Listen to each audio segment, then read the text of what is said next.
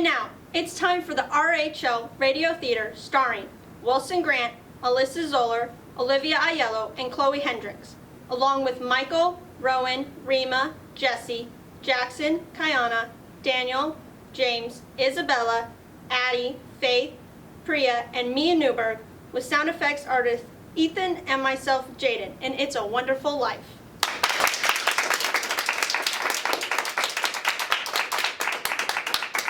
But first, a word from our sponsor. Hello, boys and girls. There's nothing like a cold, refreshing drink on a hot, sunny summer day. Whether it be lemonade, iced tea, Coca-Cola, or Pepsi, Pixie Cups are America's #1 choice in serving refreshments. Pixie Cups would save you and your parents a lot of dirty dishes to wash and broken glasses to clean. Not only that, but Pixie Cups are more sanitary to use because everybody gets their own individual cup. So the next time your mother goes to the store, ask her to get a couple of retail boxes of the one and only Pixie Cup, America's #1 paper cup.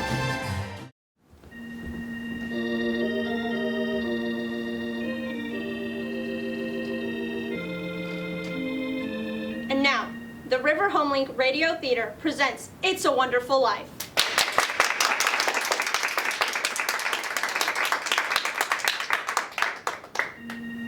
This is the story of George Bailey, an ordinary man who lives in Bedford Falls, New York.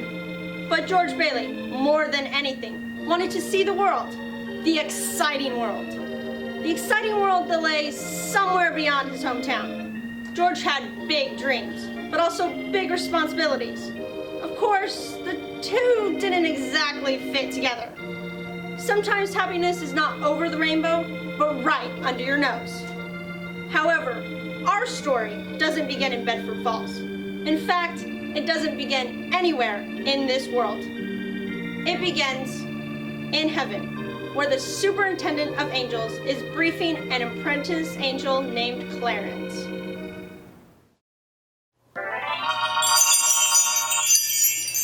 Clarence, odd body, angel, 2nd class, reporting for duty, Your Honor. What? They sent me an angel.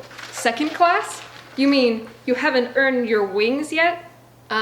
No, not yet, but I'm hoping this mission will do the trick.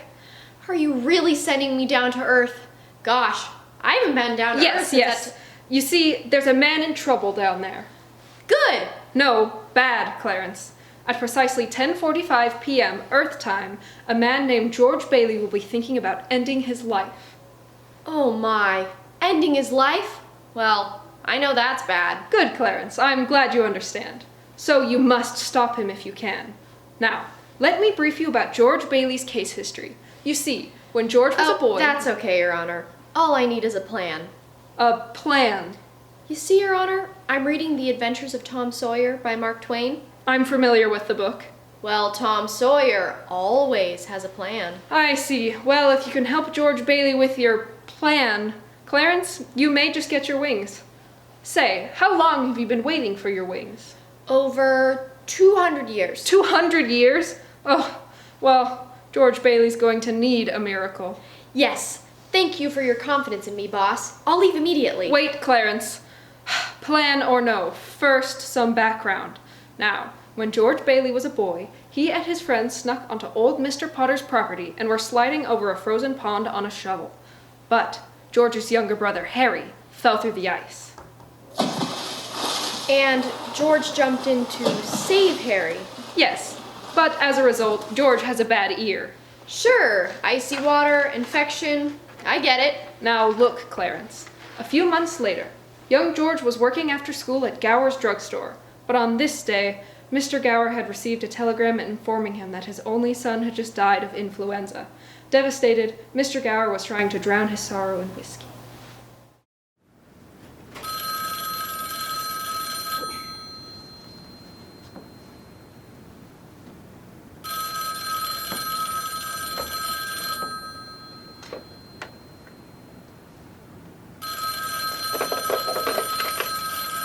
Gower's drugs. Mrs. Blaine? What? George should have delivered that medicine by now. Wait, here he comes. I'll send it right over. Goodbye. George, did you deliver prescription? Well, no, Mr. Gower, What? Why didn't you deliver that right away? The little Blaine girl's sick. You lost it, didn't you? No, Mrs. Gower, here it is. Here? Why you? Ow! Mr. Gower, my ear! You're good for nothing. Lazy loafer. Ow, you're hurting my sore ear! What are you trying to do? Ruin me? Ow, no, Mrs. Gower, you put something wrong in those pills. Shut up, you little. Look, I know you said you're upset about your son dying. You've been drinking, but you put something bad in those capsules that I didn't know what to do. The capsules? Look at them, Mrs. Gower. You took the powder from this bottle. It's poison. Poison? Poison? Oh my God. Don't hurt my sore ear again, please. Poison? Oh, George. Oh, George. George. That's why I didn't deliver the medicine to Mrs. Gower. I wanted to ask my pop to make sure, but he was busy. He couldn't. George. George, forgive me. Please, George, forgive me. I won't ever tell her so, Mrs. Gower. I know you said. I won't tell anyone. I hope to die. Oh, George. George. George.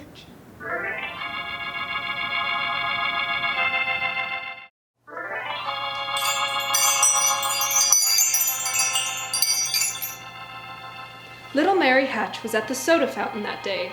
She heard it all, but she too never told a soul. My, George sure took a beating, but he did the right thing. Well, George grew up and he wanted to go to college, but there just wasn't enough money. So he worked 4 years at the Bailey Building and Loan Association. Building and loan? Yes, George's father was in the building and loan business. He and George's Uncle Billy. But it was a case of high ideals and low bank accounts. Those two always seem to go together. Yes. Anyways, George worked for his father and saved enough to pay for college. But first, he was going to summer in Europe, working his way across on a cattle boat. Full of wanderlust, George wanted to do a little traveling before college.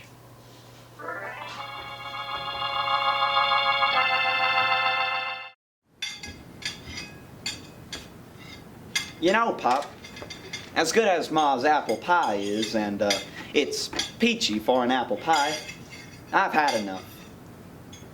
Gee, it's hard to believe that this is my last night at the old Bailey boarding house. We're all gonna miss you, George. Oh, I'm gonna miss you too, Pop. And you, Mother. And everyone in Bedford Falls. You certainly earned your chance, son. Oh, and I'm gonna take it. But, hey, what's the matter, Pop? You look kind of tired. Oh, I don't know. I had another run-in with Henry Potter today. Mr. Potter? That old money-grubbing buzzard? I thought once you put him on the board of directors, he'd ease up on us a little. So did I. He may be the richest man in town, but... The most miserable, if you ask me. I don't understand somebody like Mr. Potter. I mean, he can't begin to spend all the money he has. Well, Potter is crippled. Spent his life in that wheelchair. He's frustrated. Think about it, George. If you were... But Potter owns about everything he wants in town. Everything except the Bailey Building and Loan. Maybe that's why he hates us. To him, we're just a bunch of foolish... Hey George, can I borrow your tuxedo cufflinks for tonight's dance? Oh, sure. Help yourself, Harry. Well, where are they? Here in your suitcase? Harry, George won't be needing a tuxedo on a cattle boat. You never know. Say, where'd you get that beat-up old suitcase anyway, George? At the Emporium, Harry. Mrs. Gower bought it for me. Going away present? Yep, far away. You see, one of these days, that bag will be plastered with exotic travel stickers. You know, like Rome, Athens, Baghdad, Samarkand. I guess you're gonna have a pretty full summer, George. Oh, I'm gonna have a pretty full life. So, why don't you come to the dance tonight? A graduation dance? Nah, I'd be bored to death. Oh, but a wonderful death. There'll be lots of pretty girls, son. And we're using that new gym floor tonight. That was a brilliant idea of yours, George. Putting the pool under the gym saved the high school thousands. Well, Pop, that's just the start. For me. You wait. Oh, what I'm gonna do, what I'm gonna see. Like the tuxedo cufflinks? Oh, try upstairs, Harry. My top drawer. Okay. Yikes, I gotta go. Hurry. Bye. Was I like that when I graduated from high school, Pop? Pretty much. I sure wish we could send Harry to college with you, George. Oh, yeah, but Harry and I have got all that figured out. He'll take over my job at the building and loan, work and save for 4 years like I did, and then he'll go. He's pretty young for that job. Oh, he's no younger than I was. You was just born old, George. How's that, Pop? You know, my, tricky. I said yous was born old. Oh, well, then that's why I've got to hurry now. There's a whole world out there waiting for me to conquer it. George, when you get out of college and whatever, you wouldn't consider coming back to the building alone, would you? What? Come back? Oh, no, now. Pop, I just couldn't. I couldn't face being cooped up for the rest of my life in a shabby little office with all those... Oh, I see. Oh, I'm sorry, Pop. I didn't mean that. But it's just this business of nickels and dimes. I know. Spending your life trying to figure out how to save 3 cents on a length of pipe. It's okay. I understand, son. Oh, do ya, Pop? Staying here, I'd just go crazy. You see, I want to do something big, something important. But, George, in a small way, we are doing something important. In that shabby little office, we help people buy their own homes. We help make their dreams come true. Oh, I know. I know, Pop, but, you know, most of my friends have already finished college, and I feel if I didn't get away, I'd bust. I suppose you're right. You know what I mean, don't you? I know that this town's no place for anybody, unless you crawl to Mr. Potter. Oh, that's not for me, Pop. Not that kind of life. Yeah. Son, you've got a talent, a gift, George. So go travel, get yourself that education, then do what you want to do. Well, you know, Pop. Ready for a shock? I think you're a pretty great guy. Well, thank you, George. I appreciate it. Look, why don't you go on over to that Harry's dance? See that new gym floor over the pool. You'll have fun. Well, it is my last night in Bedford Falls. I guess I could drop in, inspect the retracting floor, say goodbye to friends, maybe dance a bit. Maybe I will at that. See you later.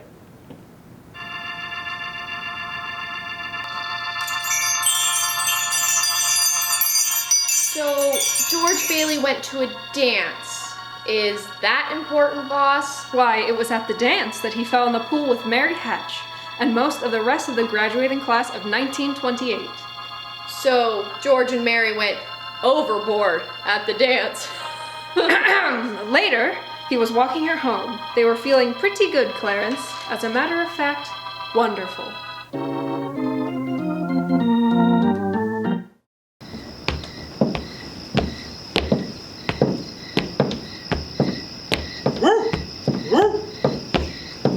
Buffalo gals, can't you come out tonight? Come out tonight. Come out tonight. Buffalo gals, can't you come out tonight? And dance by the light of the moon. Hot dog, eh, Mary? We sound beautiful, George. Oh, we don't look beautiful. You should have seen me scramble to get these dry clothes out of the locker room. I didn't know you were the football type. I didn't know you were the royal robe type. Didn't you now? My train, sir. Your caboose, milady. Hey, you know something, Mary? I'd almost say you were the prettiest girl in town. You look wonderful. Well, why don't you say it? I don't know. Maybe I will. But, what happened to you? How'd you get so grown up? I'm gaining on you, George. Maybe we'll be in the same class at college. Same class? Hey, how old are you anyway? 18. 18? Why, it seems only last year you were just 17. What? Am I too young? Or too old? No. You're exactly right. Your age sorta fits you. I'm just saying you look a little older without your clothes on. I mean, What? I mean without your dress on. No, What do you mean, George? I mean, hey, look where we are. Oh, the old Granville house. Yeah, I gotta throw a rock, bust a window. Oh, no, George. Even though it's deserted, I love this old place. It's full of romance. Romance? Nah. With deserted houses, you make a wish and then try to bust a window. But it's such a lovely old house. I want to live there someday. Live there? Oh, go on. I wouldn't live there if I were a ghost. Now, watch. That window on the second floor. Watch this. Here we go. How about that, huh? Pretty good shot, eh? Broke that window. What did you wish for, George? Wish? Oh, I don't know. Not just one wish, Mary. A whole hatful of them. You see, I'm leaving this crummy little town. I want to see the world. Italy, Greece, the Parthenon, the Colosseum, and that's just this summer. That's a good start, George. Yeah. And then I'm coming back and going to college. To see what they know, of course. Of course. And then I'm gonna build things. I'm gonna build airfields and skyscrapers 100 stories high and bridges a mile long. And then I'm gonna, what you doing, Mary? Hey, you're a pretty good shot yourself. So, what's your wish? Buffalo gals, can't you come out tonight and dance by the light of the moon? Oh, come on, Mary. What is it you want? Do you want the moon? All you gotta do is just say the word and I'll throw a lasso around it. Okay, the moon. I'll take it. Then what? Oh, then what? Well, then you swallow it. And it dissolves and moonbeams shoot out your fingers and the ends of your hair. And then, do you think I'm talking too much? Yes. Why don't you just kiss her? How's that? I said, why don't you just kiss her instead of talking her to death? Kiss her, huh? Oh, youth is wasted on the wrong people. Well, hey, wait just a minute. Hey, you, come back here. I'll show you some kissing that'll. Oh, Mary, don't run off. I'm just funning with. Oh, Mary, Over here. In the hydrangeas. in the hydrangeas. Toss me my robe, George. Toss you your. Oh, okay. I'll just toss you your. Now wait a minute. What? Well, this is a very interesting situation. Oh, give me my robe, please. Now hold up. I've got to think this through. It isn't every day that a guy has an opportunity like this. George Bailey. Especially in Bedford Falls. I'll tell your mother on you. Oh, but she lives way up the street from here. George! Maybe I could sell tickets. Make a little more spending money for the trip. George! I tell you what, I'll make a deal with you. Mary, if you just let me... George! George! Hey, Uncle Billy. Look here, I'm gonna kiss Mary. Watch. George, get in the car, quick! It's your father! My father? He's had a stroke! What? What, my father's had a... Come on, George, get in, hurry! Here, Mary. I've gotta go.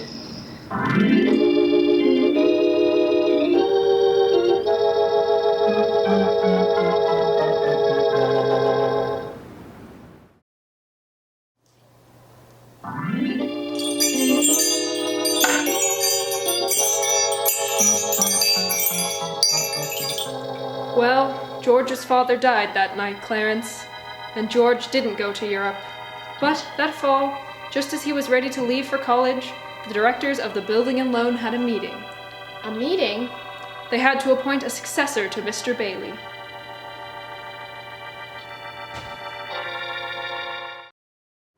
George has to take over the building and loan. We need him. And discussion, gentlemen. All those in favor of approving these last loans made by our deceased president, say aye. Aye. All opposed? No. Mr. Potter's dissent is noted, but the motion carries. The loans are approved. Finally, least we can do for It's been long enough. Always have to do this. Thank you, George. That's all we'll need you for. I know you've got a train to catch. Yes, is Irene's taxi out there, Uncle Billy? Yes, a taxi's waiting to take George to the train and college. Hurry, George. I'd like the board to know that George here gave up his trip to Europe to oversee things these past months. Good luck to you at college, George. Good luck. Get out there, George. Thank you. Thank you. So long, gentlemen. Now, proceeding with our agenda, we come to the real purpose of this meeting. We must... No, Mr. Chairman, Mr. Chairman. Yes, Mr. Potter. I've waited long enough. I want to get my real purpose. The dissolution of this establishment. I said I've waited long enough. Now, this institution isn't needed in this town. It competes with the bank and is a general nuisance to sound business practices. Therefore, There's no way we can get rid of it. We have to have That is your opinion, Mr. Potter. this is not an opinion, this is fact.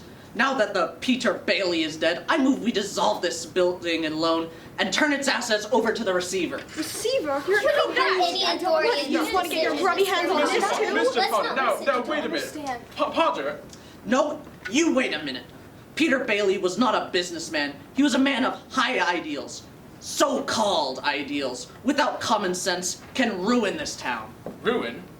Of course, it isn't fair to the little people to encourage them to live beyond their means, like this Irene Bishop, the taxi driver. I happen to know she was turned down for a home loan by the bank. But here... Now, wait a minute, Mr. Potter. I handled Irene Bishop's loan. I've got the papers right in front of you. Her income, insurance, her collateral, and I can personally vouch for her character. I see. A friend of yours, George. You see, gentlemen, if you shoot pool with an employee here, you can borrow money. And where's that getting us? A disconnected, lazy rabble instead of a thrifty working class. All because starry-eyed dreamers, like Peter Bailey, stirred them up and put impossible ideas into their head. Now, who will second my motion to dissolve? Hold on, Mr. Potter. Now, George, I mean no disrespect. But your father... Now, wait a minute. Why my father ever started this Penny Ann building and loan, I'll never know, but just remember this, Mr. Potter. That rabble you're talking about, well, they do most of the working and paying and living and dying in this community. So? Well, is it too much to have them work and pay and live and die in a couple of decent rooms with a bath? Anyway, my father didn't think so. People were human beings to him. But to you, a warped, frustrated old man, they're cattle. Oh, God. In my book, Mr. Potter, my father died a richer man than you'll ever be. See, I'm not interested in your book, George. I'm talking about the building and loan. No, you're talking about something you can't get your greedy hands on. And it's galling you. That's what you're talking about. Well, I've said too much. I have to leave. That's okay, George. Come on. That's quite enough, actually. I apologize, gentlemen. Well, you're the board. You can do what you want, but let me just say that this town needs this measly one-horse institution, if only to have some place where people can borrow a few dollars without crawling to Mr. Potter. Come on, Uncle Billy, let's get out of here. I stand by I can't take any more. We have to have some care of this.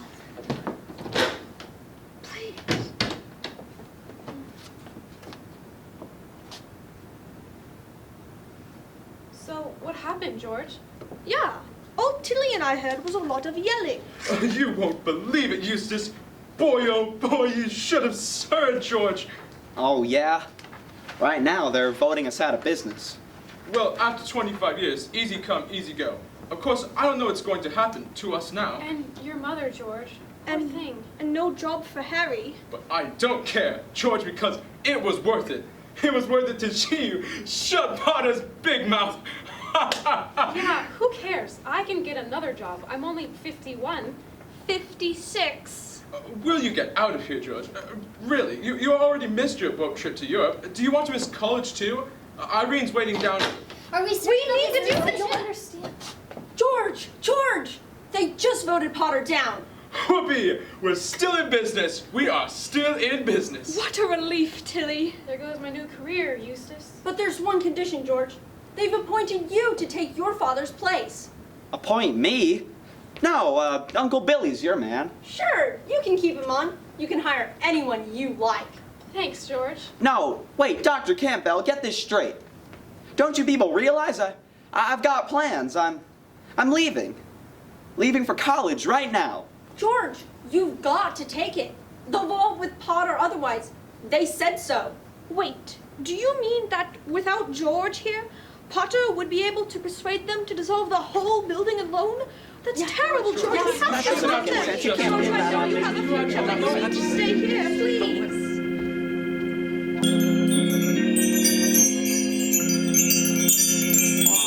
Wait, boss, don't tell me. George Bailey didn't make it to college? No, he didn't, Clarence. George gave his college money to his brother, Harry. He went instead. But what about that girl? You know, the cute one that got stuck in the hydrangea bush, Mary. Oh, George saw her now and again, but Mary also went away to college. And George worked 4 more years at the building alone, waiting for Harry to finish school, come back, and take over. George still hoped to see the world, though. He planned to work in the oil fields of Venezuela. Except, when Harry came back, he wasn't alone. There was a girl with him, his wife. George, is that you, dear? Oh, yes, Mother, I just thought I'd get some air. So, how do you like your new sister-in-law? Ruth? Oh, she's swell. Harry's got all the luck. She'll keep him on his toes. Well, keep him out of Bedford Falls anyway. Now. Ruth's father has a good job for Harry up in Buffalo. Yeah, Buffalo.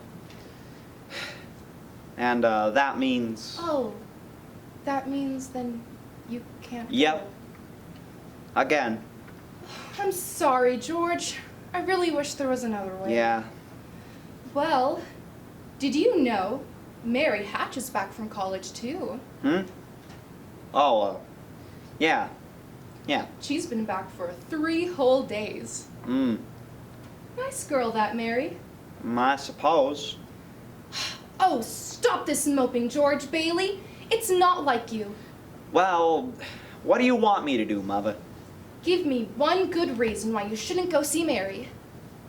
Well, how about Sam Wainwright, for one? Oh, Sam Wainwright? Hee-haw? Oh, Sam's crazy about Mary. Well, she's not crazy about him. Not? Now, how do you know that? Was it in the newspaper? Did I miss it? Mary's got her eye on you, George. She lights up like a firefly whenever she's around you. Firefly? You don't want her to be an old maid now, do you? Plus, Sam Wainwright is in New York. Oh, is he now? So, all's fair in love and war? Is that how it is? Don't be difficult. The right girl can help you find the answers, George. Okay. Okay, Mother. Trying to get rid of me, eh? Well, I think I'll go find a girl and do some passionate necking. Oh, George! Good night, Mrs. Bailey. By the way, do you need any books from the library? The library? George! George, you go see Mary now. Do you hear?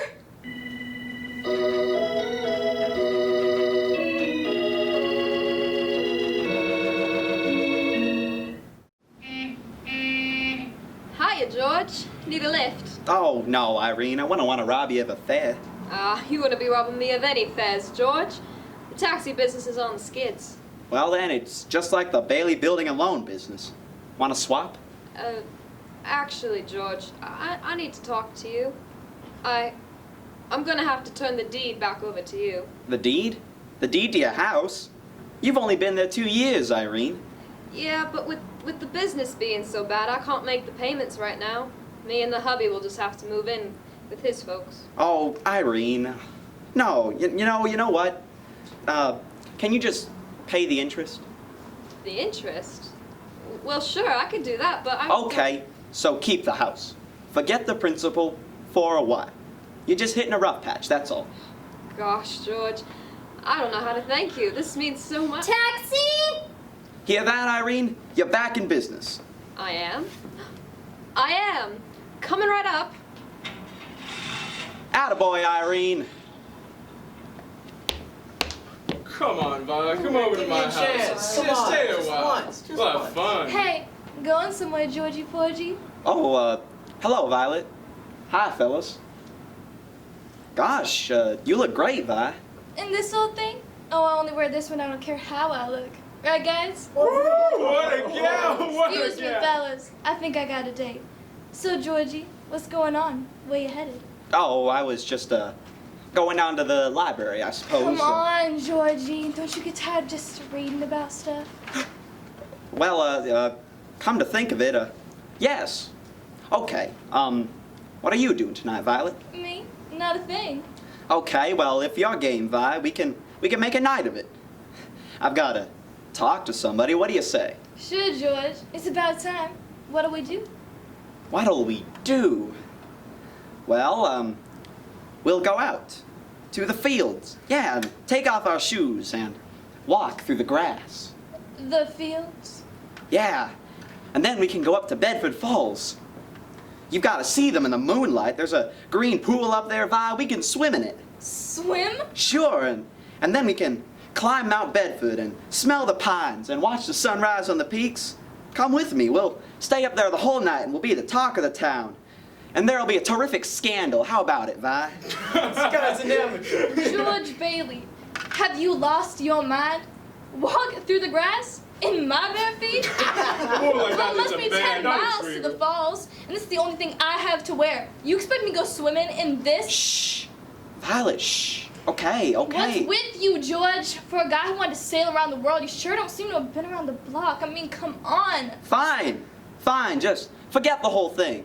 Forget it. Boy's got no game.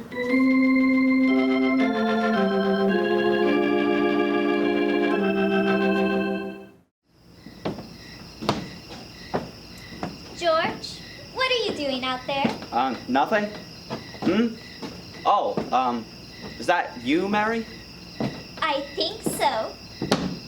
Well, Well, what? Oh, me. I was just passing by. yes, several times. I wondered if you were picketing or haunting me. Now, why would I But be... your mother phoned saying you were coming over. My mother phoned? The nerve of... Well, I just happened to be passing by, that's all. I didn't have any firm kind of... So, are you coming in or aren't you? Well, all right. If you insist, I'll come in for a minute.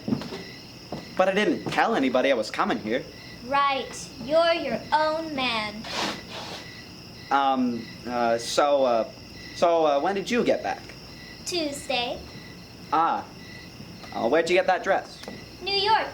Do you like it? Well, it's all right, I guess. I thought you'd take up in New York, like Sam and the rest. Oh, I worked there on a few vacations, but I don't know, I got homesick. Homesick? You got homesick for Bedford Falls. Well, it is home after all. No point just standing here on the porch. Come on in. I don't understand this. I didn't tell anybody I was coming over here. So you're leaving? No, I wouldn't want to be rude. I'll stay a while, since I'm here. So, it's nice about your brother and his new wife, isn't it? Yeah, Ruth. It's okay. What's the matter? Don't you like her? Well, of course I do. Ruth's a peach. Oh, it's just marriage in general you're down on, huh? No, marriage is all right. For some people. I mean, it's fine for Harry, for Sam Wainwright, and you. For Sam?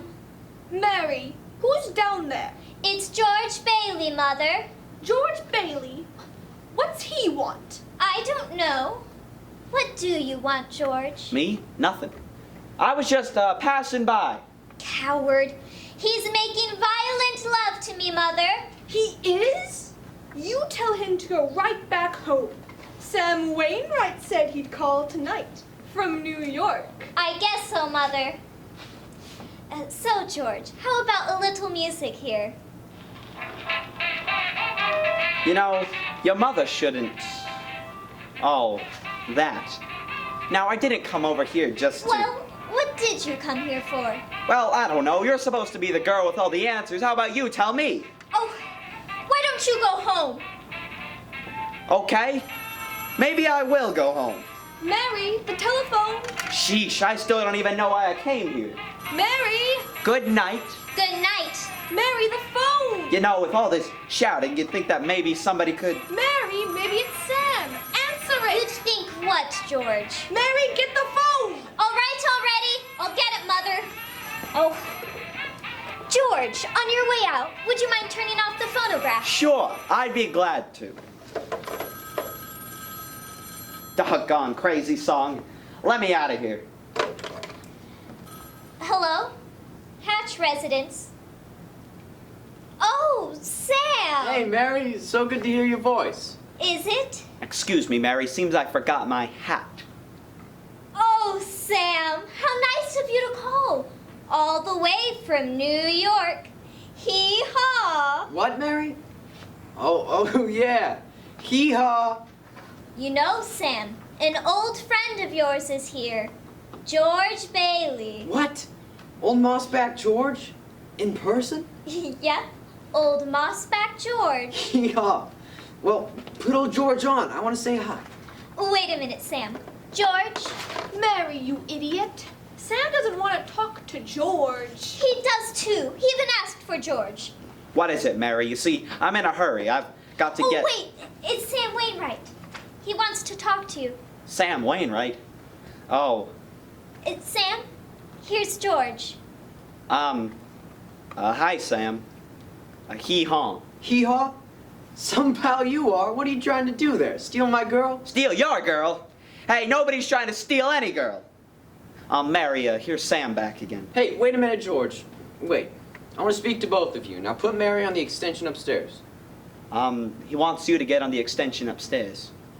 I can't. Mother's on the extension. I am not. George, just put your head a little closer. We can both hear. Both? Okay. There, all right. Sam, we're both on the line. Good. Now, I have a plan that's gonna make us all rich. Now, George, remember that one time in Martini's Tavern you told me about making plastics out of, chili beans? Chili beans? Soybeans. I meant soybeans. Oh, yeah, soybeans, yeah. Well, my father's investing in it, George. We're gonna open a factory outside Rochester. What do you think of that? Rochester? A factory? Wait, why don't you put it here in Bedford Falls? The old tool machinery works closed down. You could get that building for a song. Plus, there's lots of labor here, too. Now you're talking, George. But here's the point. Mary, you listen to this, too. If you've got any money, put every dime into our stock. Stock? Come on, George. We might even have a job for you. That is, if you're still not married to that old building and loan. Here's your chance to get in on the ground floor. The ground floor. That's wonderful. We'll have to see, Sam. Mary, are you still listening? Yes, Sam. I'm here. Now you tell George this is the chance of a lifetime. You hear? The chance of a lifetime. He says this is the chance of a lifetime. Oh, give me that phone. Here's George again. George? Now you listen to me, Mary. I don't want any plastics, any job, any ground floor, and I don't want to get married. Ever. To anyone. Do you understand me? Oh, George. I want to do what I want to do, and you're not going to trick me into any... George. Mary. Oh, Mary, I know.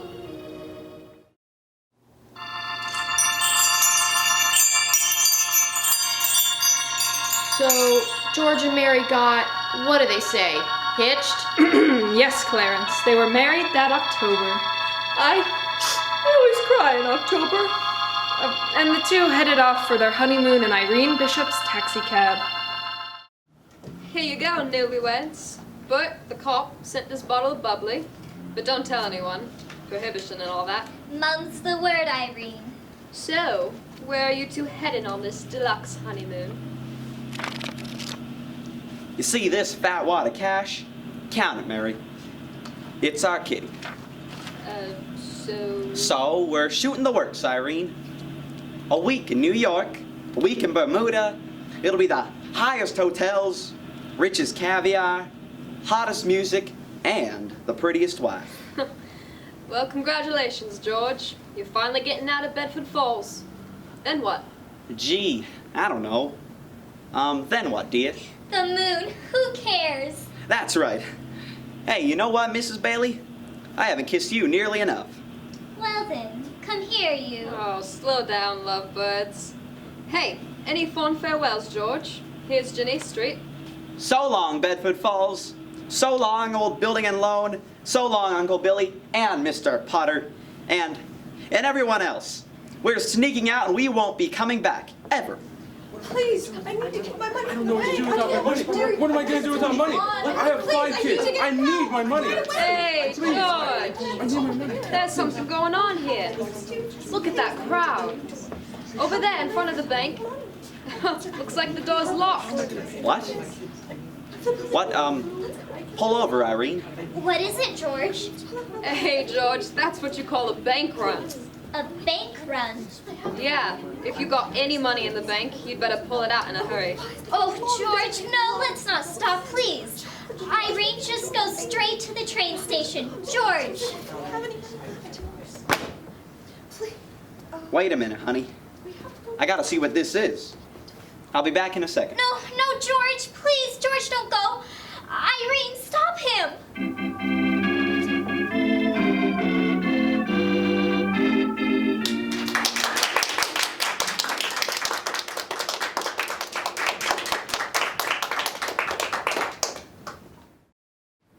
We'll return to the RHL Radio Theater presentation of It's a Wonderful Life in just a moment. But first, a word from our sponsor. Strength, motivation, and perseverance. These are qualities that we women have in common. While our brave and strong men are fighting for our country, it is our job and our responsibility to help in any way we can. Join the effort, join the cause. We can do it. And now, Act 2 of the RHL Radio Theater presentation of It's a Wonderful Life. In heaven, the superintendent of angels is still reviewing George Bailey's case history. Clarence, an apprentice angel, is eager to depart for his mission to Earth.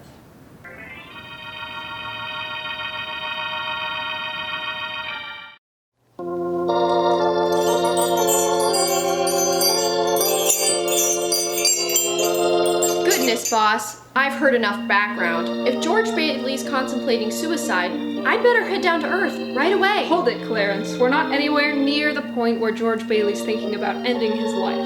What? Why not? You'll never get your wings unless you can be patient. Now, where were we? George and Mary were heading out of town on their honeymoon when they ran into a bank run, and... Yes, it was the financial panic of 1932. You see, bank troubles were very prevalent back then. Whoa. What's going on, boss? In the lobby of the building and loan, dozens of worried shareholders were clamoring for their savings. Meanwhile, George found Uncle Billy in his office. Hey, there's George. Hey,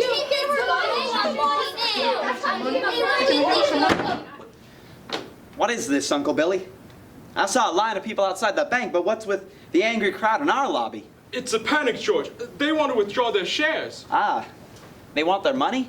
But we're in a pickle. The bank called in our loan this morning. Our loan?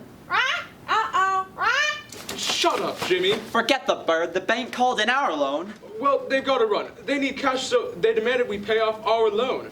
Immediately. I handed all of our cash. I had to. You handed over all our cash, but That means... The whole town's gone nuts, George. Now we're in the same pickle as the bank. Who would have thought you couldn't trust the American banking system to be so...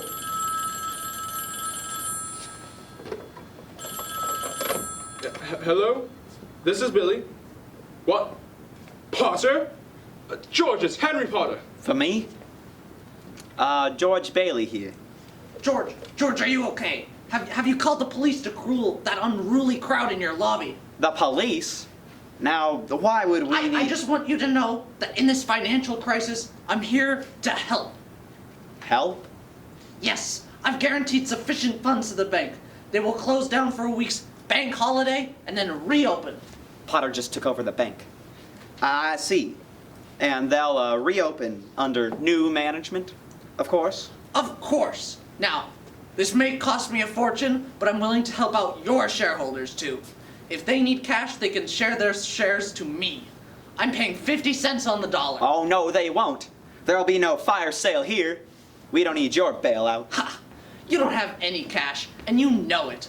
That means bankruptcy, and your working people will lose everything. Am I wrong? I know your charter. If you close your doors before 6 p.m., you'll never reopen. You don't miss a trick, do ya, Potter? Well, here's one you will. Shut up, Jimmy.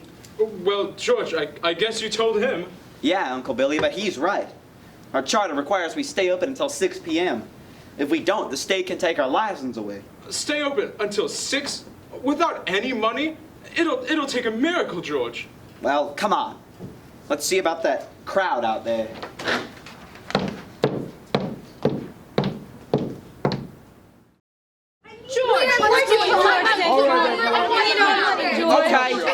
Okay, hold on now, please. Now, please, everybody, don't panic. I know you want your money. Yeah, Look, I just talked with Mr. Potter on the phone. He says the bank will reopen next week. Next week. Next week? Let the boys speak. We want our money, George. Where's our money? Yeah, exactly. Where's our money, George? Oh, come on. Come on, everybody. Wait just a minute. Come on, you've got it all wrong. Your money isn't here. What? Where is it? Just a minute. Let me explain. Your money's not here. It's not in the safe. No, the money you've invested in this building and loan was put into people's houses. It's in Irene's house, and the Grimaldi's house, and your house, and 100 other houses. What? Now, everyone, that's how the building and loan works. If you all want your money now, what do you want us to do? Foreclose on them? Throw them out of their homes? Well, I want my money now. I don't care. I got $242 in shares here. $242 won't break you. Close my account. I want my money. Now. Yeah, I want mine. Okay. Sign this form and you'll get your money in 60 days. 60 days? What do you mean, 60 days? Well, that's what you all agreed to when you bought your shares. Ha! I got my money. How'd you get your money? Old Man Potter will pay you 50 cents on the dollar for your shares. 50 cents on the dollar? That's not bad. What do you say, George? Well, now we have to stick to the agreement. Oh, yeah? Come on, everybody. Let's take our shares to Potter. Half is better than nothing. Wait, come on, please. Please, folks, don't do this. Stop! Well, what are we supposed to do, George? Listen, if Potter gets a hold of the building and loan, there won't be a decent house built in this town again. Can't you see? He's already taken over the bank, he's already got the bus line, the department store, and now he's after us. You know why? We're cutting into his business. He wants to keep you living in his shacks and pay him the rent he decides. But George... Edith, last year things were tough for you. You couldn't always pay, right? Do you think Potter would have let you keep your house? Well... Listen, everybody, Potter is buying because you're panicking and he's not. To him, you're just a bunch of bargains. Now, we can get through this, but only if we stick together. We've got to believe in one another. Have faith. George. That's a lot of fine talk, George, but I've got doctor bills to pay. My husband got laid off. We need our money. Yeah. What do we live on until the banks reopen? Yeah, I'm gonna starve. I don't know what to do. Just calm down, everyone. You can't Please, feed your we'll kids on figure this- faith. Yeah, exactly. what about That's that, right. George, darling, Oh, hey, Mary. how much do they need? We've still got some money. We do? Oh, yes, we do. The honeymoon money. Wait, folks. I've got $2,000 here. My own money. Your own money? I don't know, George. Well, I mean, that could last us until the bank reopens. I hope so, Uncle Billy. Sure would have made a nice honeymoon. Bought some furniture too. All right. I want my money now. Okay. Okay, so we've got some cash. All right, Charlie, how much do you need? $242. Oh, come on, Charlie. How about just enough to tide you over? I want my $242. Okay. Uncle Billy, give Charlie here $242. That closes my account then? No, that doesn't close your account. It's just a loan, Charlie. Just a loan. Okay, where's my money now? Okay. All right, Edith now. Well, I got $300 in here. Oh, but come on, Edith. How much do you need? Well, $20 then? Oh, thank you, Edith. Thank you. Okay. Mrs. Davis, how about you? But this is your own money, George. That's okay. That's okay. What do you need? Well, would $17.40 be too much? $17.40. Bless you, dear. Pay it back when you can now. When you can. Okay. Okay, who's next? Who's next? Now let's try to spread it out. Spread it out. All right, that's Oh, my right, check now. yes, sir. I We'll all really get have $15. $45. Here we go. All right. Thank you, Mrs. Davis. Look at the clock, George. Look. I'm looking, Uncle Billy. I'm looking. 5 seconds. 4 seconds. 3, 2, 1. 6 o'clock. Whew. We made it. Lock the door, Eunice. Lock that door. Right, George.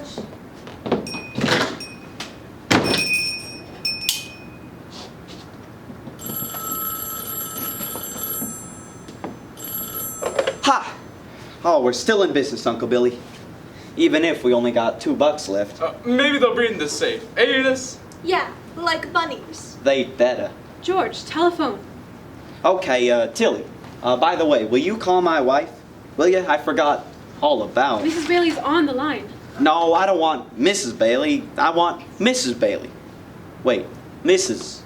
Bailey. Oh, right, that is my wife. Give me the phone already, will you? Hello? Is this Mrs. Bailey? Yes, this is Mrs. Bailey. Well, Mary, we survived. I'm sorry. Now that you're done saving things, come home. Huh? Come home. Come home? Well, what home? Our home. What? Our home, George. At 320 Sycamore. 320 Sycamore? Huh? Whose home is that? Our home. Huh? Our home, Saphead. But Mary, how can we have Right now. Right now, okay, sure, all right. I love you. I love you too, honey. I'm coming home.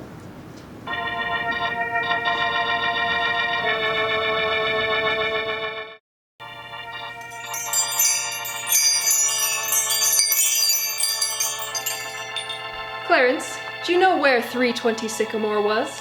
His mother-in-law's house? No, it was the old Granville house where George and Mary threw rocks and made wishes. You see, her wish was to marry George and live in the Granville house. And that's where they honeymooned. That's where they set up their house, and that's where they still were, living 2 years later, when Mr. Potter asked George to drop by his office. Now, George, I suppose you're wondering why you're here. I have no idea, Mr. Potter, but I'm sure you do. See, that's what I admire about you, George. You're like me. You get right to the point. Okay. Well, George, I'm giving up. What? Giving up? Yes. As you know, I run nearly everything in this town. Everything except the Bailey Building and Loan. Of course, I've tried to gain control over it for years, but you've outwitted me, evaded me, and defeated me. Am I right? Well, actually, yes. That's because you're a smart man, George. 2 years ago, during the bank panic, you and I were the only ones who kept our heads. You saved the building and loan, and I saved everything else. Most would say you stole everything else. Envious people would say that, George. The suckers might say that. But we both know that I was just being a smart businessman. And that's what I'm being right now. So you're giving up. Well, if you can't beat them, join them. What? Oh, if you're suggesting we... Wait, George. Don't give up. Don't leave. Take it easy now. I've told you my side of the story. But now let's have a look at your side. What? Your side, now. You're a young man, 27, 28, married, making what, $40 a week? 45. Okay, 45, and if you were a common, ordinary yokel, I'd say you were doing well. However, you're no common, ordinary yokel. Son, you're intelligent, resourceful, ambitious young man who hates his job. Yes, you hate the building and loan almost as much as I do, George. You've been dying to get out of this town ever since you were born. You see, your friends, your brother, go places, while you were trapped here. Trapped into frittering away your life. Playing nursemaid to a lot of garlic eaters. Is this the correct picture, George? Or do I exaggerate? What's your point, Mr. Potter? See, my point is, I want to hire you, George. Hire me? To do what? To manage my affairs, to oversee my properties, and I can start you off at $20,000 a year. $20,000? $20,000 a year? Of course, and you're worth it too. Wouldn't you like to live in the best house in town, get your wife some fine clothes, a trip to Europe every year? Europe? Are you sure you're talking to me? I'm George Bailey. Remember me? The building and loan George Bailey. Yes, the George Bailey whose ship has just come in, providing he has the brains to climb aboard. Yes, but what about the building and loan? Forget about the building and loan. I'm offering you a 3-year contract at $20,000 a year. Do we have a deal or not? Well, $20,000. A nice home. Europe. Can you give me 24 hours to think about it? Ask my wife? Of course. George, meanwhile, I'll drop the papers. Let's shake on it, my boy.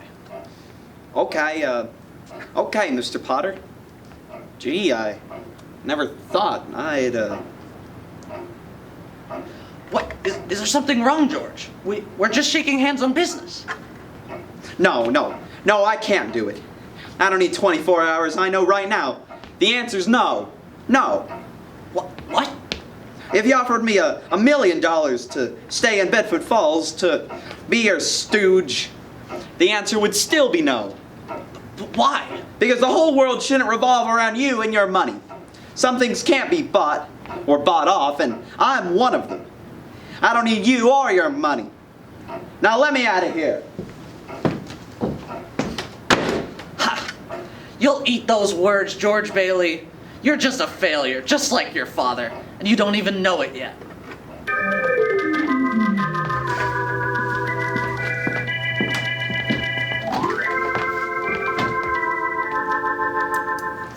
Oh, sorry I'm so late, Mary. What, are you bored waiting up for me? Just knitting, George. So, what did Mr. Potter want to see you about? Oh, nothing really. Just talk. You know. But, geez. Why'd you marry a guy like me, anyway? Well, I didn't want to be an old maid. But I was going to see the world. Go places and build things. I was going to give you the moon, but instead, what have I given you, huh? No nice house, no fine clothes, no trip to Europe. Some husband I am. I feel terrible. Me too. Mornings especially. I mean, you could have married somebody successful. Somebody like Sam Wainwright. Anybody else. But I didn't want anybody else. I wanted my baby to look like you. You didn't even get a honeymoon. No fancy. You... What do you want to look like me? My baby. Baby? What? You mean... Hey, Mary. Mary, you mean you're on the nest? Bagak?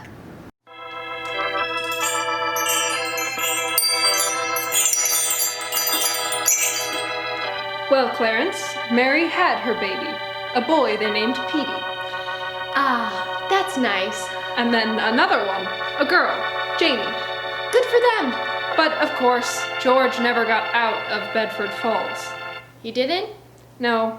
Year after year, George slaved away at the building alone, helping folks like Mr. Martini move into their own homes and development, Bailey Park. George kept on dreaming and hoping. Mary had another baby, Susan, who they nicknamed Zuzu. How charming. And then came the war. Mary ran the USO and had another boy, Tommy.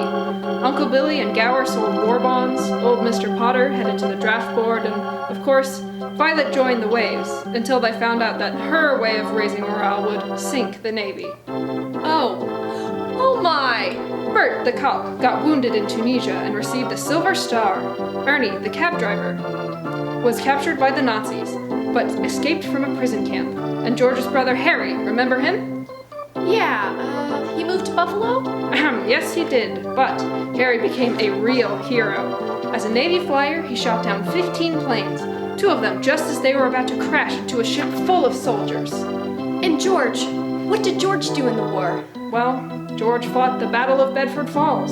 He was designated 4F due to his bad ear, so he served as an air raid warden, ran the plastic scrap drives, rubber drives, and others. Like the rest of the country, on VE Day he wept and prayed, and on VJ Day he wept and prayed again. Well then, we're just about up to today, aren't we, boss? Yes, the only thing you don't know about George Bailey is what happened to him, down there, at this moment, wanting to die. Suicide. Well, what is it, boss? Alright, today is the day before Christmas, and in addition to holiday preparations, George is very excited. Tilly, Eunice, did you see this in the newspaper? Commander Harry Bailey, famous Navy ace, decorated by President. My brother, the Medal of Honor. Gosh, George, that's just swell. Gosh, George! Shut up, Jimmy. Commander Bailey downed 15 enemy planes. The last, a kamikaze, just as it was about to dive into a troop transport. Think of it. Harry saved hundreds of lives. Hey, where's Uncle Billy, Eunice? He's at the bank, George. But the bank examiner's here, waiting for him. Oh, well, good afternoon. I'm Carter, the bank examiner. Yes, of course. Hey, you know what? My brother's picture's here in the paper. The president is decorating him today. Well, yes, well, I suppose they do that sort of thing. Now about the books. George? Violet, how are you? Did you see the paper? All about Harry's homecoming? Can I see you a minute, George? Privately? Privately? Okay. Okay, Vi, we can just go to my... Mr. Bailey, I'd like to finish your audit tonight so I can go home to Peter and spend Christmas with my family. Oh, yes, that's all right. I just have to... Tilly, show the books to... Carter, bank examiner. Of course.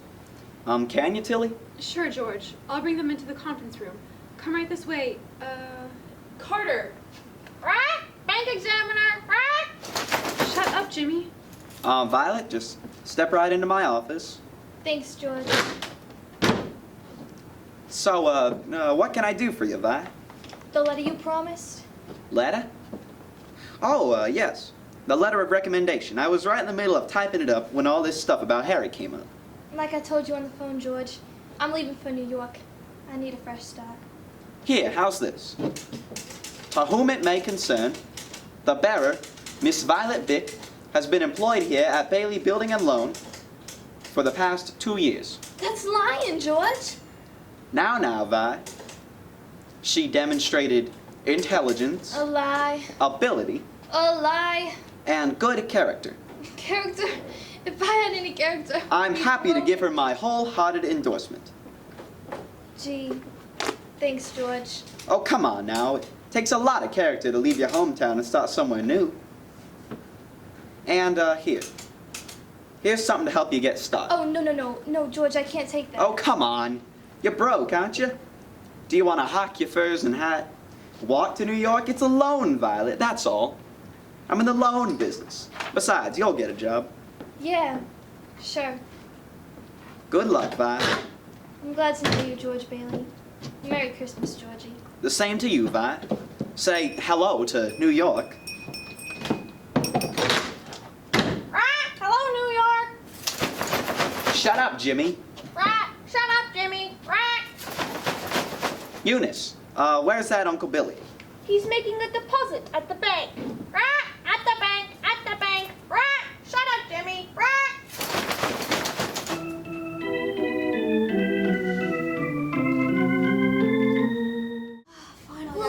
Wait, I would like to make this positive. Did you see the news report today? Everything's being decorated. Well, well, Mr. Potter, here to personally guard your money? What, your vault not strong enough? Look up, Bailey. You old fool, my wheelchair. Did you see the news? Harry Bailey gets Medal of Honor. One of those Bailey boys here next. Let me see that newspaper. Oh, sure, here. What does that slacker George think about Harry being decorated? Well, if that slacker George had gone, he'd have earned 2 Medals of Honor. Oh, but George didn't go. Bad ear. He heard everything but the call to arms. Well, make sure to read the part about the parade for Harry tomorrow. Sorry I can't chat more, you old thief. I gotta go make a deposit. Next customer, please. Oh, yes, hello. Let me see here. Here you are. Bank book. Here's my deposit slip, and, oh, and a Merry Christmas to you. To you too, Mr. Bailey, but, haven't you forgotten something? I forget things all the time. So, Mr. Bailey, where's the money? Well, what? You want to make a deposit, don't you? But of course, I want to deposit $8,000. Well then, it is customary to bring the money with you. The money? The money? The money! It's gone! Where'd I put that? Where'd I put the money? Bard, wheel me out of here.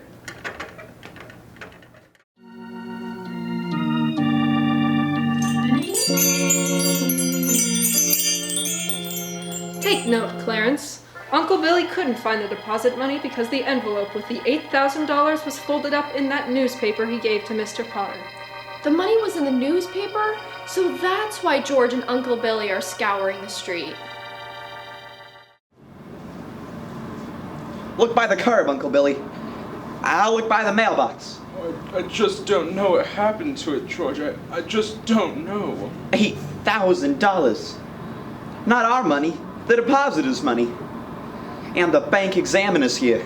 But George, we've traced every step I took. Well, if you didn't drop it, maybe you never put the envelope in your pocket in the first place. Maybe, but I'm no good to you, George. No good. Come on, you've got to think. Think. I can't think. I can't. Now where's that money, you old fool? This means bankruptcy, scandal, prison. One of us is going to jail and, well, it won't be me. You keep looking, you hear? I'm going home. George.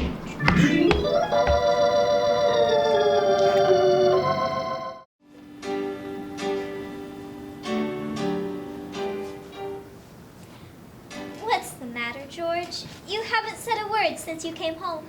How can I? With Janie banging on the piano, does she have to keep playing that over and over again? I gotta practice for the Christmas party, Daddy. What is it, dear? Another hectic day? Oh, yeah. A red letter day for the Baileys. Mom, here's Zuzu's plate. Hey, Dad. Not now, Petey. The Browns next door got a brand new car. You should see it. Well, what's the matter with our car? Not good enough for you? Sorry, Dad. I Thanks really... for bringing Zuzu's plate, dear. All right, run along now. Okay, I'll go finish the decorations. Zuzu's eating in her room? What's the matter with her? Oh, she caught a little cold, coming home from school. She didn't button up her coat. You see, she got a flower as a prize and didn't want to crush it, so... What do you mean, a little cold? It's okay, dear, really. The doctor said it was nothing serious. The doctor? The doctor came? Zuzu's got a little temperature, just 99.7. It's this drafty old house. It's a wonder we don't all have pneumonia. George. I mean, why do we live here in the first place? Why in this crummy little town? What's wrong, dear? Everything's wrong. Oh, why do we have to have all these kids anyway? Daddy, how do you spell frankincense? I don't know. Ask your mother. Where are you going, George? To see Zuzu. Daddy! Are you okay, Zuzu? I heard you got a cold. I want a flower at school, Daddy. Can you give it a drink of water? A drink of... Okay, Al. Daddy, you crushed Oh, it! I didn't mean to. I was Oh, just... fix it, Daddy. Paste it. There. See? It's all pasted. Good as new. Thank you, Daddy. You can do anything. Anything? No. Now try to get some sleep, darling. You'll get better. Merry Christmas, Daddy. Mary? Mary, Zuzu felt a bit hot to me. Maybe we'd... Hello? Oh, thank you, Mrs. Welch. Oh, she'll be all right. Who is it, Mary? It's Mrs. Welch, Zuzu's teacher. Oh, what? Oh, well, the doctor says she should be out of bed in time for Christmas. Mary, give me that phone. George, please. Is this Mrs. Welch? Well, this is Mr. Bailey. Now, what kind of teacher are you, huh?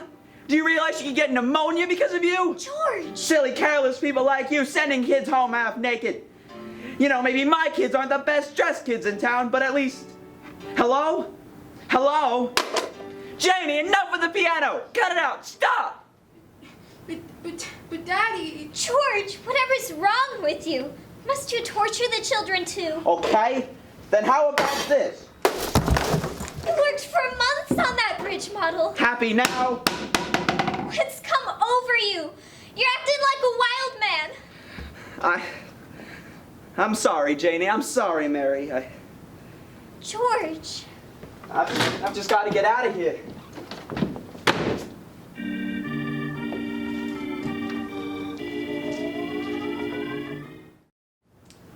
So that's what this sudden visit is about, George. You're $8,000 short in your account. That's right, Mr. Potter.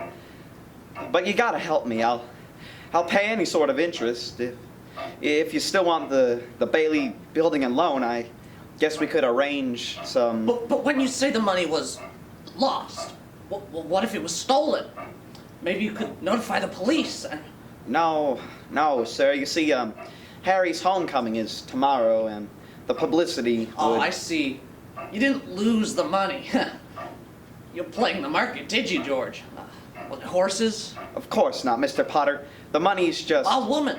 Half the town's talking about you giving money to Violet Bick. No, that is nothing to do. So you come to me. Why not your buddy, Sam Wainwright? Well, I tried to get a hold of him, but, he's in Europe right now, and... So you want to get a loan from me for $8,000? What do you have as collateral, George? Well, I have some life insurance here. Life insurance? For how much? A $15,000 policy. It's, $15,000? What's your equity in it? 500. 500? And you want an emergency loan on Christmas Eve for $8,000? Yes. Ha! You're pathetic, George Bailey. For years you've opposed my plans and derided my character. You said you didn't need me or my money, did you not? Yes, sir. And now suddenly I'm very important to you. Well, do I look like Santa Claus? No, Mr. Potter. Once you called me a warped, frustrated old man. Well, George Bailey, what are you but a warped, frustrated young man? You dreamed of conquering the world. Look at you now, crawling to me for help. Go to the riffraff you love so well. Go beg to them for help. Please, Mr. Potter, I don't know what I'm gonna do. I'll tell you what I'm going to do. I'm going to swear out a warrant for your arrest. Wait a minute, Mr. Potter. I thought I'm calling the sheriff, then the district attorney, then the newspaper. The sheriff? The newspaper? What about a loan on my insurance policy? For $500 in equity? Ha! George, you're worth more dead than you were alive. No. I've got to get out of here. Where are you going, George? You can't hide in a small town like this. Hello? Is this Sheriff Baxter? This is Henry Potter. I went to the report and embezzlement at the Bailey Building in London.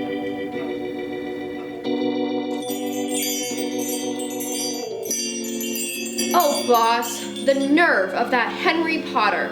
Yes, Clarence, he had George's $8,000 sitting in his desk drawer. What will George do now, boss? Where is he? Well, he's at Martini's Tavern. George has had a couple of drinks. He's dazed, just standing there. Come on in.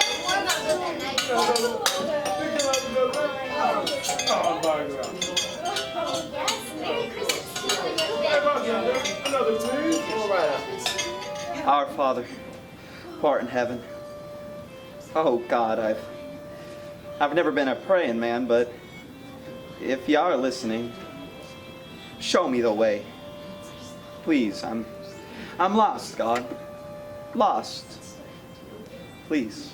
Hey, Mr. Bailey, are you alright? Hey, Martini, your George here don't look too good. You're right, Nick. Mr. Bailey, you drinking too much. Too much. You had enough, please. Bailey? Which Bailey are you talking about? This Mr. Bailey, Mr. George Bailey. George Bailey? Why, you... Ah! Hey, what'd you do that for? What was that? Serves you right, Bailey. If you ever talk to my wife that way again, you'll get it even worse. Huh? Ain't it enough she slaves away teaching you stupid kids how to read and write? Then you gotta bawl her out on the phone? She cried for over an hour, you louse. Hey, beat it, Mr. Welch. You punched my best friend. He helped me buy me house. Out of here. Go. Throw him out, Nick. Go on, Welch, and never mind the tab. All right, I'm going. Sorry about that, folks. Go back to your drinks. Mr. Bailey, how you doing? Oh, Martini, who was that? That's Mr. Welch. Oh, that's what I get for praying. Where is my policy? Huh? My insurance policy. Oh, don't you worry, Mr. Bailey. Welch don't come here no more. Wait, Mr. Bailey, I get something cold for your face. Look, all the blood. No, that's all right. Oh, please don't go, Mr. Bailey. Stay. Go on, just let me be. Stay here, Mr. Bailey. It's snowing. Nick, take Mr. Bailey home. No, let me alone. Alone, you hear?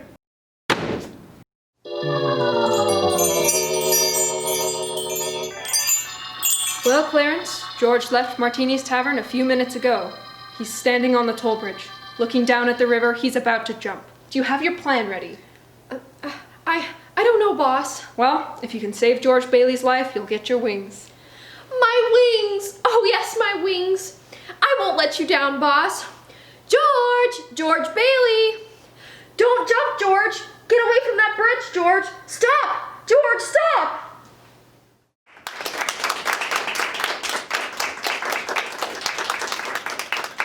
We'll return in just a moment to the RHL Radio Theater presentation of It's a Wonderful Life. And now, a word from our sponsor.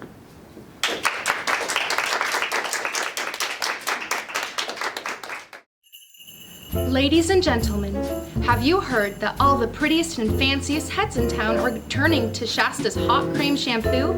When Lannon enriched Chester meets hot water, hundreds of tiny cells explode into hot Lannon lather that cleans and lusts hair as it blends with your own natural oils to give you a caressing hot cream shampoo.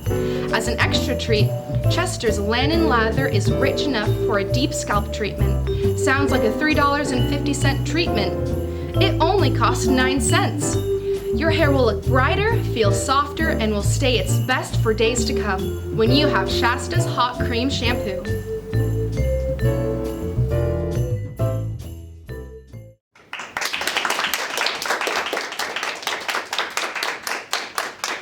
And now, the thrilling conclusion of the RHL Radio Theater presentation of It's a Wonderful Life.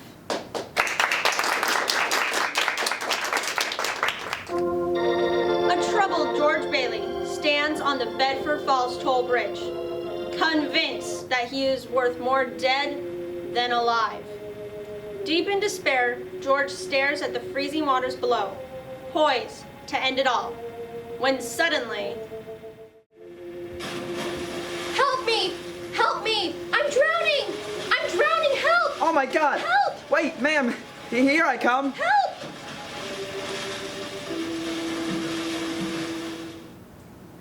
You two are sure lucky my toll booth was open tonight. Otherwise you'd have froze to death. Jumping in the river like that. Are you warming up now? Well, I'm okay, and you, ma'am? Clarence, I'm fine, although my underwear's a bit out of fashion, you see. I passed away in it. You passed what? And Tom Sawyer's drying out too. The name's George. No, my book. I still had Tom Sawyer with me, but, you know, there is a Tom Sawyer-like quality to you, George. Lots of ideas, wanderlust, you know. Uh-huh. So, how'd you fall in the river? Fall in? I didn't fall in. I jumped in. Jumped in to save you, George. Jumped in to save me? Well, it worked, right? You didn't go through with your plan, did you? Go through with what? Plan? You know, suicide. Hey, you can't commit suicide around here. I think that's against the law. Well, it is where I come from. Where do you come from, miss? Oh, you know, heaven. What? Right. George, you're bleeding. Your lip. Oh, that. Well, I got punched in the face in answer to a prayer. No, George. I'm the answer to your prayer. I was sent down from heaven to help you. Oh, come on. I'm Clarence Oddbody, an AS2. AS2? You know, angel, second class. Angel? Right. Well, I'm gonna go see if any other angels just saved somebody. When your clothes are dry, feel free to leave.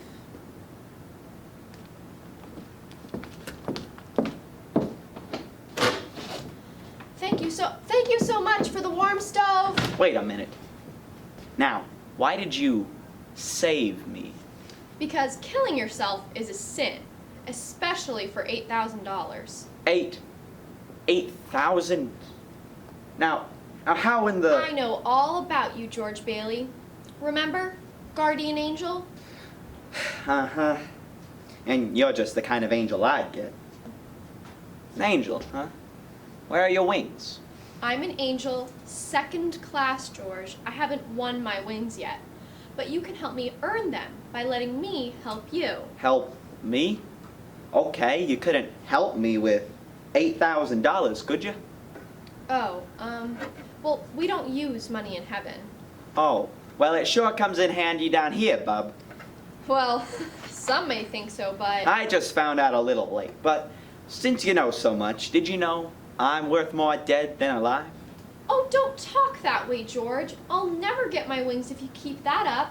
You just don't realize what you've done for people. I mean, if it hadn't been for you... If it hadn't been for me, they'd all be better off. My wife, my kids, my friends. But killing yourself wouldn't make them happier. I suppose you're right. I guess it would be better if I hadn't been born in the first place. What? Yeah. I wish I'd never been born. Oh, that's a good one, George. A good what? The plan you just gave me, it reminds me of Tom Sawyer. Well, let me see here. Hey, what the? Okay, George, you got your wish. You were never born. Never born? That's right. You have no worries, no missing $8,000, no sheriff or Mr. Potter on your trail. You don't exist. Hey, wait. My ear. Say something in my bad ear. You hear me all right. You don't have a bad ear. That's because you're not the George Bailey you used to be. Now you're nobody. That's nuts. But I can hear. And your lips stop bleeding. Hey, it did. What's happening? I need a drink. Yeah, that's what. How about you, Angel? Want to join me for a drink? A drink? Well, I'm on duty, you know. Oh, join me. As soon as our clothes are dry, we can just... The clothes are dry, George. They never got wet, you see. Okay, so let's dress and walk over to Martini's Tavern and have a... Oh, sorry, I mean, I'll walk. You can fly. Fly, but I don't have my... Wings, right. You don't have your wings. Well, after a few drinks, we'll both be flying. Come on. Oh, you know what? I've had enough tonight. I had to go home. Mister, watch where you're going. You watch where you're going. What'll it be, fellas? Nick, is Martini still here? I just want to apologize for earlier. You want a martini, or are you just a wise guy? No. Okay, just give me a double bourbon then. And for you? Clarence is the name. I just love, flaming rum. No. Maybe some mulled wine. Mold what? Yes, with a dollop of nutmeg and just a dash of cloves. Hop to it, my lively lad. Listen, Clarence, we serve hard liquor here for men who want to get drunk quick. If that's not good enough for you, maybe perhaps I could convince you otherwise. Oh, that's okay, Nick. Just give it the same as me. 2 double bourbons. Why is Nick acting that way? What's going on here? The tavern's all changed. Bedford Falls has changed. You got your wish, George. You were never born. It's a different world without you. Different world? Ah, good. At least somebody just made it. Huh? Just made what, Clarence? Pay your drinks. Well, every time a bell rings, an angel gets his wings. What did you say? Angel? Angel, second class. Clarence, you don't want to talk about angels in here. Why? They don't believe in angels? Oh, sure, they believe in them, but... So they're surprised to actually see one. In a bar? Yeah. Sorry, Nick. He just never grew up. Sure I did. Next September, I'll be 293. 2 pixies, eh? I'll bet you don't got any money either. Of course not. We don't use money in heaven. Well, this ain't heaven, pal. That's enough. Get out. Out of my bar. Your bar? Where's Martini, Nick? You ain't getting no martini. And how do you know my name anyway? I don't know you from Adam. Hey, you again? Spare some change, sir. Spare some change. Oh no, Boozehead. I told you never to come back in here panhandling. Mrs. Gower? Mrs. Gower, listen, you know me. I'm George Bailey. George Bailey. Buy me a drink, mister. Just one, eh, mister? I said beat it, Gower. Bill, throw that rummy out. No, please. All right, let's get you out of here. But that's Mrs. Gower from the pharmacy. Yeah, that's Gower, all right. That rumhead did 20 years in prison for poisoning a kid. If you know it, maybe you're a jailbird too. Bill, get these 2 out of here. Get out! Out! Hey, wait a minute. Get your hands off me. You don't have to be so brusque. Hey, everybody, give me! I'm handing out wings!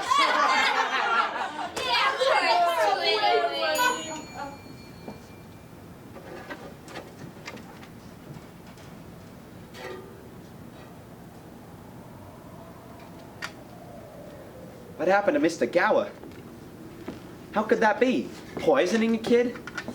Don't you see, George? You weren't there to stop Gower from putting poison into... I wasn't there. Sure I was there. No, because you weren't born. Not born? Well then who am I? Nobody. You have no identity. What do you mean? I'm George Bailey. No, you're not. No papers, no driver's license, no 4F card, no insurance policy. Zuzu's petals. They aren't there either, George. You may have put those flower petals in your pocket before, but now you don't exist. They're gone. Gone. What am I? A ghost? You've been given a gift, George, to see the world without you. You're nuts. And you're driving me nuts too. I'm going home to my wife and family. Do you hear? Leave me alone.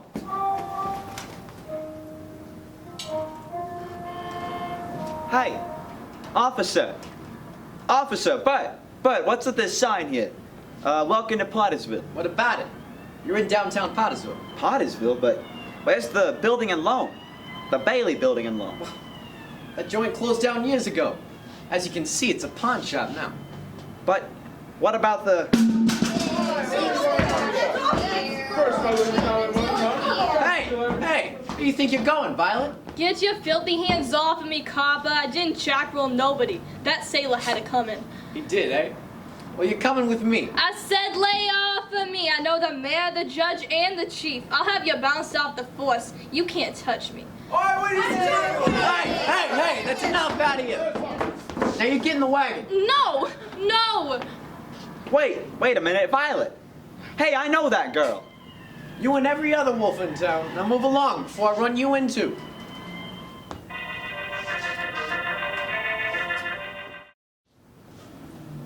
Step on it, Irene.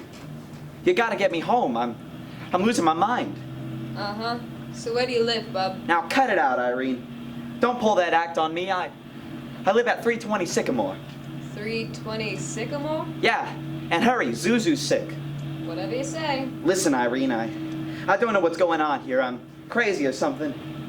Maybe I had some bad liquor. Tell me now, your name's Irene Bishop, right? You live with your husband and son over in Bailey Park. What? Have you seen my husband? Seen your husband? Of course I have. At your house, 100 times. I built it for you, didn't I? My husband took the kid and ran away 5 years ago.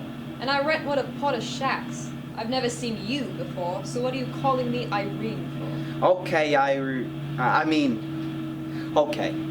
Just keep driving.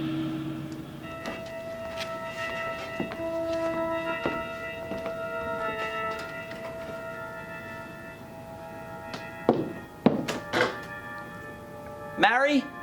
Kids? Where is everybody? Petey? Janie? Zuzu? Tommy, where are you? This is just an abandoned house, George. You don't have a wife or children. What's happened to them? Well, if you don't exist, then your children wouldn't have... In there, officer. That's him. He's off his rocker. Hey, hold it, you two. This is the police. Put your hands up. But, wait, it's me. Take it easy, mister. Come along, quiet like. I'll get you some help. But, what's happened to you? Look, it's this guy here. She's an angel. She hypnotized me. Well, I am an angel, but I don't hypnotize. We prefer Okay, to... all right. Well, I'm taking both of you. Let go of me, you... Now's your chance, George. Run! Come on, bite me, will ya? Hey, you wouldn't beat an old angel, would you? Wait, boss! Help! Help me! What the... Hey, Irene. Where'd the old guy go? I don't know. She just disappeared. What about the other one? He ran south, down Sycamore. Come on.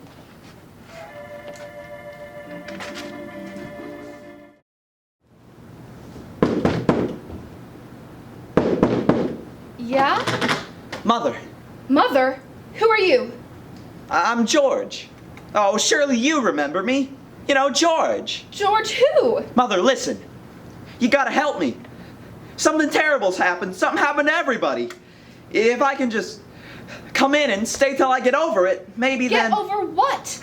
There are no vacancies here. Scram! But we're family. You know, me, your brother-in-law, Uncle Billy, and... You know Billy? Sure, I saw him today. At the- Today? Billy's locked away in a nut house ever since he lost his business. Uncle Billy? The nut house? The Pottersville nut house. And that's where you belong too. Now beat it! Mother! Mother, open up! It's me! Beat it, you! I'm calling the cops, so you better run!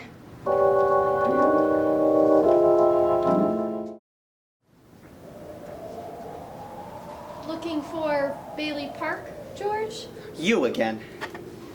Well, where's the housing development? Bailey Park, my dad and I built it right here. As you can see, it's a cemetery, George. Cemetery? Where are the houses? All the people I knew. Oh, they're here, George. They're here. What? Amidst these tombstones, Martini's buried here, the little Blaine girl, your father, and right next to him. Harry? Harry Bailey? Dead? Your little brother fell through the ice and was drowned at the age of 9. No! No, Harry got the Medal of Honor. Harry saved the lives of every man on that transport. Every man on that transport died, George. How? Harry wasn't there to save them, because you weren't there to save Harry. Me? Strange, isn't it? Each man's life touches so many other lives. You know, George, you really had a wonderful life. Wonderful?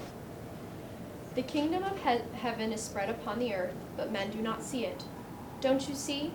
What a mistake would it be to throw your life away, George? Life is the greatest gift. But all the things I wanted to do. It's easier to want what you get than to get what you want, George. But Clarence, Yes, what about Mary? Please, where is my wife? but you don't have, Tell me where she is! you won't like it, George. What's become of her? Where's my wife? Haven't you seen enough, George? Where is she? Tell me! She never married. She's an old maid. An old maid, where is she? Right now, or do I have to choke it out of you? Okay, George. The library. She works there. She's closing up for the night, but she won't. George, come back! Oh, there must be an easier way to get my wings.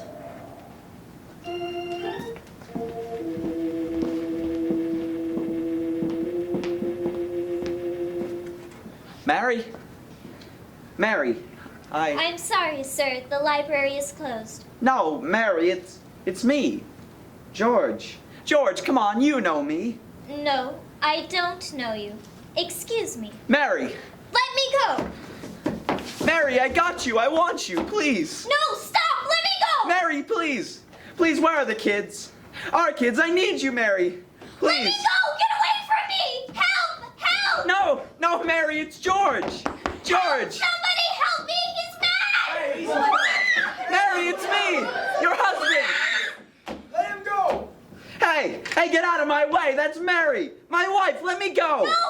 Mary, wait, don't run away. Help! Help! There's a madman after me! Stop him! Help! I've got to see her. Mary, please.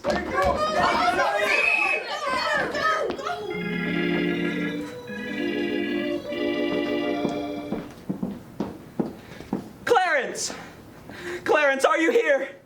Clarence, where are you? Here I am, George. So, are you going to jump off this bridge? Again? No, Clarence, I want things back the way they were. Put me back into the world. I want to have been born, I do. But you'll face scandal and prison again. The newspapers, the bankruptcy, disgrace. Anything. I'll do it, gladly, I don't care. Just get me back to my wife and kids, Clarence. I want to live again.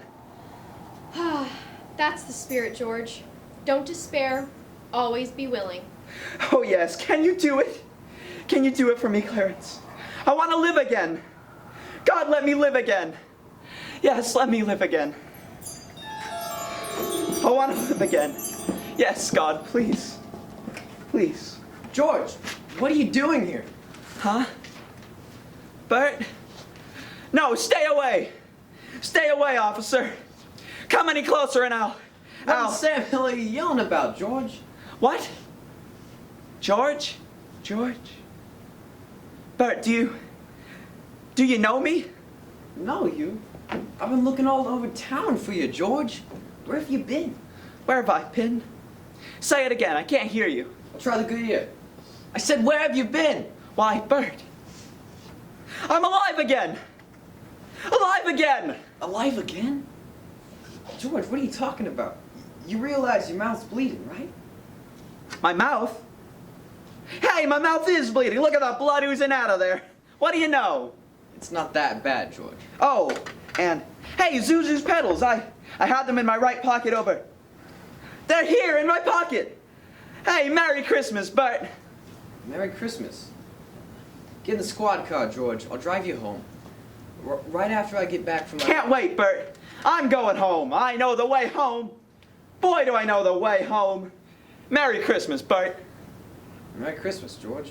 Merry Christmas, Bedford Falls. Oh, how I love this town. Hey, Merry Christmas, old building and loan. Merry Christmas, Mr. Potter. Yippee! Oh, Mr. Bailey. Mary, what's with all the... Oh, reporters. The sheriff. Oh, yes. Well, Merry Christmas, reporters. Sheriff. And, you. Carter, the bank examiner. Mr. Bailey, your books show a deficit, and... Yeah, I know. $8,000, right? Precisely, and your disappearance has kept me... Excuse me. Mr. Bailey, I got a warrant for your arrest here. Ah, yes, a warrant. Sheriff? Jail? Well, isn't that wonderful? Merry Christmas. Well, yes, but actually it's not so... Yes. In a minute, folks. Mary, kids, I'm home. I'm home. Oh, look at this marvelous, drafty old house. Isn't it wonderful? Mary, kids. Daddy, you're right here! Daddy. Oh, yes, Janie, Petey, Tommy. Oh, I love you so. Where's your mother? Out looking for you, Daddy, with Uncle Billy. Daddy! Zuzu, Merry Christmas, my little ginger snap. How are you feeling? Fine, Daddy. Not a smidge of temperature. Not a smidge. Hallelujah. George? George! Mom, Mommy's home. Mary! George, where did you go? Oh, Mary. Oh, George. Mary, I have to touch you, hold you. You're real, Mary, real. Oh, you've no idea what happened. You have no idea what has happened. Oh my goodness, George, what are you doing?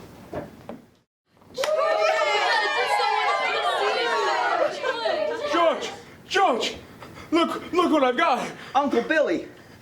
Money, George! Bushels and bushels of money! You found the $8,000? No, George.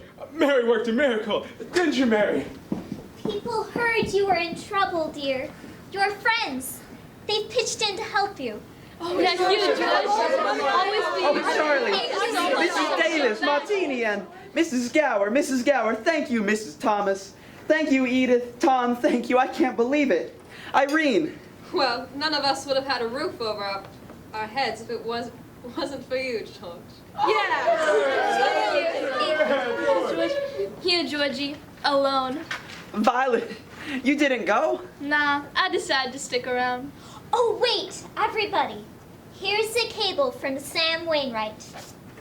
It reads, Mrs. Gower notified me you needed cash. Stop. My office will advance you up to $25,000. Stop. Hee-haw and a Merry Christmas, Sam. That's wonderful. George? I don't know what to say. Mother and Harry? George! Mary called us in Washington. I flew in as fast as I could. Come on, everybody. A toast. A toast, Harry. Yes, a toast. To my brother, George, the richest man in town. To George. To George! George! Daddy, look! You see my bell hanging on the Christmas tree? I see it, Zuzu. I hung it up there all by myself. Can you ring it for me, Daddy? If I can reach it, dear. Excuse me, Mary. George, somebody left a book here under the tree. See? Oh, why, it's The Adventures of Tom Sawyer. Oh, and there's an inscription. What does it say? Dear George, remember, no man is a failure who has friends. Thanks for the wings. Love, Clarence. Clarence? Yeah, a very dear friend of mine. Daddy, Mrs. Welch says every time a bell rings, an angel gets its wings. That's right, Zuzu. That's right. That's right. Thank you, Clarence. Thank you. Yes, it truly is a wonderful life. Happy landings.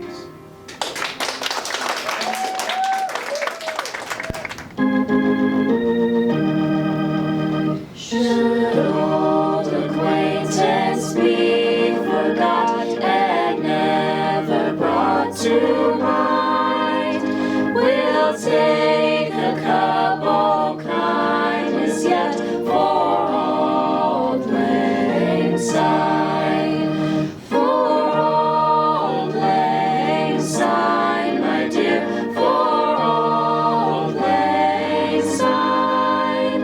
We'll take a couple kindness yet for Auld Lang Syne. For Auld Lang Syne, my dear, for Auld Lang Syne. We'll take a couple kindness yet for Auld Lang Syne.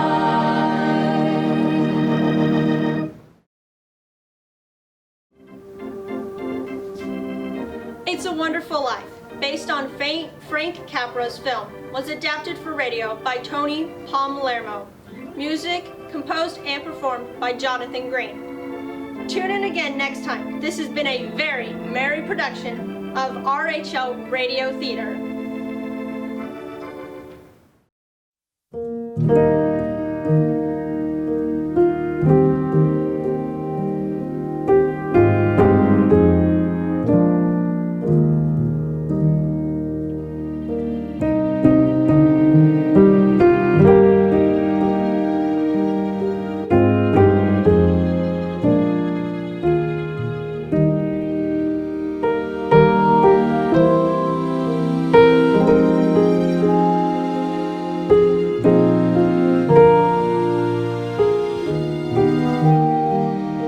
you.